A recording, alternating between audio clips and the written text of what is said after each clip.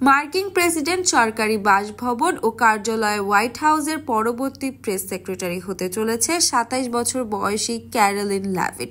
শনিবার ব্রিটিশ সংবাদ মাধ্যম বিবিসি জানিয়েছে, যুক্তরাষ্ট্রের নবনির্বাচিত ও ৪৭তম প্রেসিডেন্ট ডোনাল্ড ট্রাম্প এ পদের জন্য ক্যারোলিনের নাম ঘোষণা করেছেন।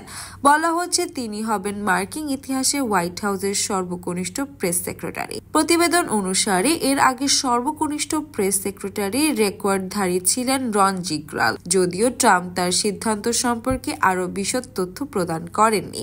তবে মনে করা হচ্ছে প্রশাসন পুনর্গঠনে ট্রাম্পের এই দৃষ্টিভঙ্গি নতুন প্রতিভা এবং নতুন নেতৃত্ব তৈরির মনোনিবেশ। সামাজিক মাধ্যমে শুক্রবার এক বিবৃতিতে ট্রাম্প বলেন, আমি আত্মবিশ্বাসী যে ক্যারোলিন আমেরিকার জনগণের কাছে আমাদের বার্তা পৌঁছে দিতে সহায়তা করবে। আমরা আবার আমেরিকার মহান করে তুলব।